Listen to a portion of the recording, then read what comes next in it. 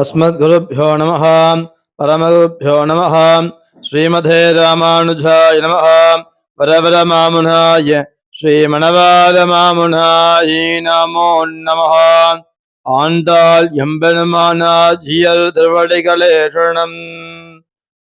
புதுமை டாக்கிஸ் நேர்களுக்கும் லோகா சமஸ்தா சுகினோ பவந்து என்று சொல்லக்கூடிய லோகதீரத்திற்கும் அனைத்து யூடியூப் சேனல் பார்க்கக்கூடிய நேர்களுக்கும் இந்த திருப்பாவை பாசுரத்தின் மூலியமாக அடியேன் ஒன்று சந்திப்பதை சந்தோஷமடைகிறேன்.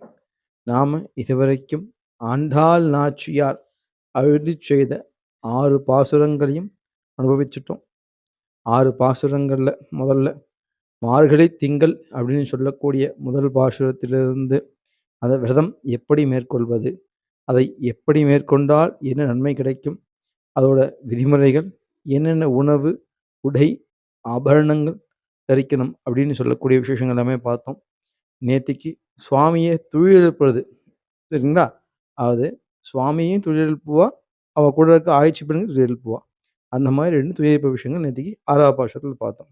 ஆண்டாள் நாச்சியார் பொறுத்த வரைக்கும் திருப்பாவையில் 6ஆவது பாசுரத்திலிருந்து 15ஆவது பாசுரம் வரைக்கும் இருக்கிற அவளுடைய தோழிகளை எழுப்புவதற்கான பாசுரமாக தான் அது அமையும். சரிங்களா? அந்த இருக்க குழந்தைகளை எழுப்புவா. வாடாம்மா, நீயும் வா, நீயும் வா, நீயும் வான்னு ஒவ்வொருத்தரையா எழுப்பி எழுப்பி எழுப்பி 15 பாசுரம் வரைக்கும் எழுப்ப பாசுரமாகவே தான் இருக்கும். நீயும் வா போகலாம், நீயும் வா போகலாம், நீயும் வா போகலாங்கிற மாதிரி தான் எல்லா பாசுரமும் அமையும். சரிங்களா? ஆயர் குளத்தில் பொறுத்த வரைக்கும் நம் கிருஷ்ணபிரான் எப்படி கோபியோட சூழ்ந்திருந்தாரோ அதே மாதிரி ஆண்டாள் நாச்சியார் தன்னோட தோழி படை சூழ பெருமாளை சேவிக்க போவா அப்படிங்கிறது சாஸ்வதம்.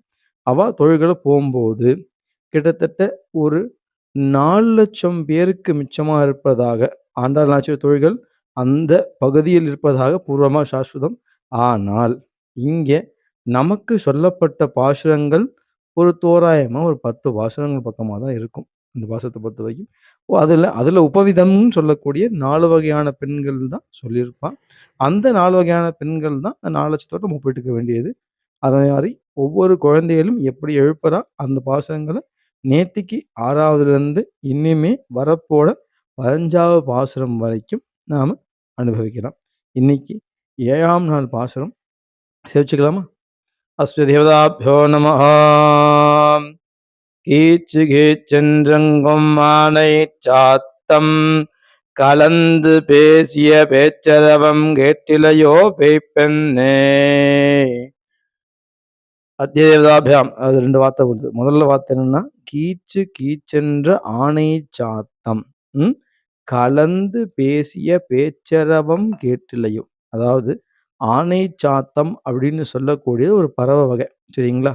அந்த பறவை இனம் பார்த்தேன்னா காலங்காத்தால பிராமியே முகூர்த்தே, இந்த உதிய காலம் இருக்க பார்த்தல அந்த நாள் சொல்லுவாள்ல, அந்த வேளையில அந்த பறவைகள் தன்னோட உணவுக்கோசரம் கூட்டிலிருந்து வெளியே போகும்போது சத்தங்களை எழுப்பிட்டு போகும் அப்படின்னு சொல்லுவா. அந்த பறவைகள் கீச்சு கீச்சுன்னு கத்தின்னு இருக்காமா, சரிங்களா? அந்த பறவை தன் கூட்டை விட்டு போன பிறகு அதோட குட்டிகளும் பறக்கின்ற பறவைகளும் அந்த ஒலியை எழுப்புகிறது அப்படின்னு சொல்லுவா. என்ற பேச்ச கலந்துன்னா ஏகப்பட்ட பறவைன்னு அர்த்தம். கலந்து பேச பேச்சரவம், பேச்சரவம்னா சத்தம்னு அர்த்தம். அந்த சத்தத்தை கேட்டாயோ பேய் பெண்ணே, சரிங்களா? ஏடா பேய் பெண்ணேன்னு சொல்லுவான்னு தப்பா நினைக்கப்படாது. அந்த அளவுக்கு அந்த பொண்ணு தூங்குறான்னு நினச்சிக்கலாம். பேய் பெண்ணேன்னு வார்த்தை எடுத்துட்டேன்னா அந்த அளவுக்கு நல்லா அயர்ந்து தூங்குறா, தன்னைத்தானே மறந்துட்டான்னு எடுத்துக்கலாம். அந்த அளவுக்கு அயர்ந்து தூங்குறா. நீ அதனால எந்திராப்பா, அந்த சத்தம் கேட்கறது காதுல, நீ எந்திரி அப்படின்னு சொல்றது முதல் வார்த்தை. காசும் பிறப்பும் கலகலக்க கை பேர்ந்து வாச நறுமுகில் கூந்தல் ஆய்ச்சியர், வாச நறும் குழல் ஆய்ச்சியர் 2 வரி, சரிங்களா? நறுங்குழல் ஆய்ச்சியர் அதாவது என்ன சொல்லுவான்னா, திருவிளையாடல் சிவன் புராணத்தை இங்கே பேச நினச்சிக்கப்படாது. சிவன் புராண திருவிளையாடல் என்ன சொல்லுவான்னா, பாண்டிய மன்னனுக்கு ஒரு ஐயம் எழுதுன்னு சொல்லுவா. அந்த ஐயத்துல இயற்கையிலே பெண்கள் கூந்தலுக்கு மனம் உண்டா அப்படின்னு ஒரு கேள்வி வரும், சரியா? அதுக்கு சிவபெருமான் பண்ண லீலா விபூதிகளும் நக்கீரன் பண்ண விசேஷங்கள் எல்லாமே யூடியூப்லயும் படத்துல எல்லாம் நிறைய பார்த்துருப்பா, சரிங்களா? அந்த மாதிரி விஷயத்துல அந்த பெண்களுக்கு வாச குழல் அப்படின்னு சொல்லுவோம். அதாவது அந்த குழலுக்கு பெண்களோட குழலுக்கு இயற்கையிலே வாசம் உண்டு அப்படின்னு நம்ம ஆண்டவனாச்சியார் சொல்லியிருக்கா. வாச நறுமணம் குழல் ஆய்ச்சியர். வாச நறும் குழல் ஆய்ச்சியர். சரிங்களா? அந்த ஆய்ச்சியர் பெண்களுக்கு தன் கூந்தல்ல இயற்கையிலே மனம் உண்டுன்னு ஆண்டவனாச்சியார் சொல்லியிருக்கா. சரிங்களா? அப்பேற்பட்ட பெண்கள் என்ன பண்றா? அந்த பெண்கள் என்ன பண்றா அப்படின்னு அடுத்த வரியில சொல்லுவா. மத்தினால் ஓசைப்படுத்த தயிர் அரவம் கேட்டிலையோ நாயகப் பெண்பிள்ளாய் நாராயண மூர்த்தி கேசவனை பாடவும் நீ கேட்டே கிடந்தியோ தேசமுடையாய் திரவேலோர் எம்பாவாய். அந்த அடுத்த வார்த்தைகள். அதாவது அப்பேற்பட்ட பெண்கள் யாரு? தன் கூந்தலில் இயற்கையிலே நறுமணம் உடைய ஆயர்குல பெண்கள் தன் கையில் மத்தை கொண்டு சிலுப்புவதன் மூலமாக எதை? தயிரை சிலுப்புவதன் மூலமாக எழும் ஓசையை கேட்டேலோ. அதாவது அந்த சவுண்ட் உங்களுக்கு கேக்குதா? எப்படி பார்த்தேன்னா இப்ப ஆரம்பத்திலே ஆண்டாள் நாச்சியார் ஆயர்குல பெண்களை பத்தி தான் பேசிட்டு இருப்பா. அந்த ஆயர்குல பெண்கள் எப்படி இருப்பா, என்ன பண்ணுவாங்க பத்தி தான் பேசிட்டு இருப்பா.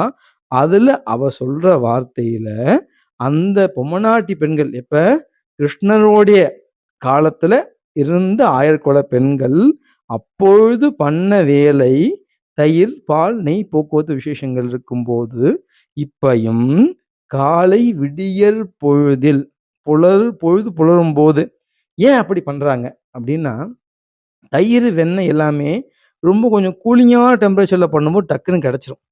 பின்ன பார்த்தீங்கன்னாலே இந்த தயிரை சிலுப்பும் போதே அதை எடுத்து ஜில்லுன்னு துணியில மூடி வைப்பாங்க. இல்ல ஃப்ரிட்ஜில் வச்சிருவாங்க. அது இறுகணுங்கிறதுக்காக. சரிங்களா? அந்த பெண்கள் என்ன பண்ணுவாங்களாம், அந்த காலத்துல காலங்காத்தால விடியற் பொழுதுல 4 சொல்றோம் பார்த்தீங்களா? அந்த மாதிரி விடியற் பொழுதுல தயிர மத்த வச்சு கடைவாங்களாம். சரக்கு சரக்குன்னு கடையும்போது, அந்த சத்தம் உன் காதுல கேட்கலையா?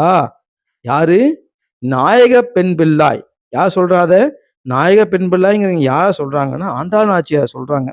அந்த கூட்டத்திற்கு யார் நாயகியா இருக்காளோ, யாரு? நாயகி யார் இருக்கா? ஆண்டாள் நாச்சியார் இருக்கா. அவ யார வழிபடுறா?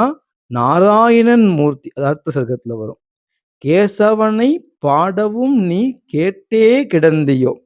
கேசவன அந்த ஆண்டாள் நாச்சியார் வரும்போது தன் நாவினால் நறுமாக சுவைத்து பாடுவா. அத நீ கேட்டே கிடந்தியோ. இதுவும் பண்ணாம அமைதியா கதவுக்கு அந்த பக்கம் உட்கார்ந்து கேட்டுன்னு இருக்கியோ அப்படின்னு கூப்பிடுறான்.